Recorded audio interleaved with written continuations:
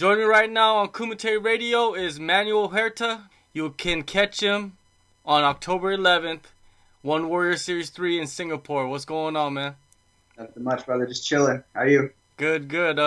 Your professional debut, that was in the summer of 2016, and you had a Yeah. pretty good performance there, but you went AWOL from the cage for a long time. What were you doing in that time span? It was a weird position at the time. What I was working at Alliance, and we weren't sure if we were gonna have jobs because just things were kind of getting a little fuzzy. So I took an opportunity. I moved to Alaska with my girlfriend and her dad. I'd have to pay rent, and I just stacked up a lot of money. And I thought I was like, I'm sacrificing some time, but I'm gonna save up a boatload of money, and I'm just gonna move to Thailand. And that was it, man. Also, your trip to Thailand was already, like, you already determined that before you went to Alaska? Yeah, man, I game plan. So I kind of mentioned it to my girlfriend. I mentioned like, what do you think about Thailand? And I kind of just put it in the back of my head. And then the next day, she's like, okay, our lease is up on the apartment. My dad said we can live with him for however long we need to save up some money, and we're leaving next month. I was like, all right, let's do it. She's like, call Eric, let him know you're gonna come, and that's it. So what were you doing up in Alaska? So where I was staying at, it's like a fishing village. So it's like not even a city; it's a village, right? There's like 2,000 people, nothing to do out there.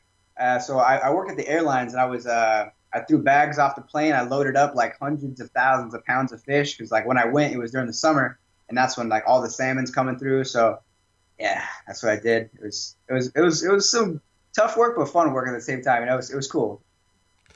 Now, Phuket Top Team, you mentioned Eric. Is that how you ended up at that gym? Yeah, so I met Eric years back at Alliance, and we stayed at the gym together for a brief moment, and then he moved down, started doing bigger things, and then next thing I know, he's like, I'm moving to Thailand. And then I was always kind of like thinking about that too. I was like, oh, okay, Thailand, Thailand, Thailand. And then, like I said, it got a little funky at like just job wise and money wise, and yeah, so I was like, I think I'm gonna try to go with Eric, So hit him up, so yo, can I train with you? He's like, yeah, doors open, let's go. So, your time at Phuket Top Team, are you a full-time fighter or do you have other responsibilities at the gym? Uh, Full-time fighter, and like I like volunteer and like help with like the amateur classes, or like if Eric's gone, I'll run practice just because, like I said, like we train together, and so like I know like the system that he works and like the way he like runs things, and so he trusts me to do that. So yeah, while he's gone, I'll kind of cover that for a bit because like for instance, this week he had to go to Australia to corner a fight, so I was just kind of running the ship this week. Eric Uresk, he speaks very highly of you. What does it mean to you to have such a high-level competitor and now a high-level coach think of you that way? Uh, it's pretty awesome. It's actually really cool because like Eric's like he's a no bullshit kind of guy. He's gonna tell you how it is. Like he doesn't sugarcoat nothing, and that was a big part of why I wanted to come out here too. So I mean, when Eric's giving a compliment, he doesn't just throw them out there. So like it means a lot when he says something because I know he means it. Many consider you a grappling specialist. How much has your striking come along since moving to the home of Muay Thai? You see my pro debut?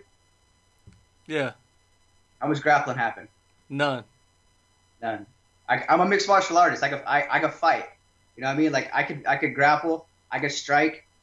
I could wrestle. Like I could do everything, man. Like I'm a mixed martial artist. I'm not like gonna box myself into one thing. I've trained with the best in the world for a long time, and I took a lot of ass whoopings to get to the skills I have. So I can mix it up. Yeah. Preparing for your return to competition, who have you worked with closely to get ready for this opportunity? Mm, Eric's in my ear a lot. You know what I mean? So like who's ever in the gym, he got the game plan and the thing he wants me to work on for the day with that particular individual or whoever. And yeah, so who's ever there, whatever Eric's telling me to do, I just do it. Just turn off my brain and just listen. Do you have like a set schedule planned out for the week, or do you just go with the flow with what Eric is, lined up for you? So the way the schedule is right now is our morning practices are Monday, Wednesday, Friday is wrestling. Tuesday, Thursday is nogi. Monday, Wednesday, Friday is pro sparring, which could be sparring, could be drills. Mixing it up. And then Tuesday, Thursdays is kind of like an individual day, so I'll kind of like I'll hit pads or I'll be doing my sprint sessions or my conditioning sessions. Yeah.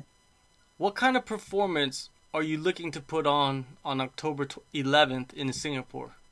Memorable performance. You know what I mean? Like I wanna get called up as soon as I can, man. You know what I mean? Like I think I'm up there. I think I belong to be. I think I belong there. I've trained with guys that are fighting for. We were fighting Demetrius Johnson, and I've been the main sparring partner for that. I've trained with Dom Cruz. I've trained alongside Michael Chandler Field. I know my skill level. You know what I mean? Like I just want to put it on display. That's it. Have fun. Be me. I want to have some fun, make some money, and make some memories, dude, and get flown around the world to get into a fist fight. That's all I got to do. Cool. Whatever. That's it. On the episode of One Warrior series you were featured on, you talked Yeah. about that you are 1 year sober. If you could Yeah. give some advice to the people out there watching this that are going through the same struggle, what would you say to them? Just find something else to put your mind on. You know what I mean? It's like count the bad days and all the bad moments you've had, and like what's it been attributed to? Like every bad thing that's ever happened. It's like, oh, you're drinking, dude. Oh, so like I was just like think about that. Like all the bad comes from that. When you take it away, it's been nothing but good. Like everything's been going up since I took that out of my life. It's not necessary. All it did was just hold me back, or think about the positives, think about the negatives, and weigh it out, pros and cons.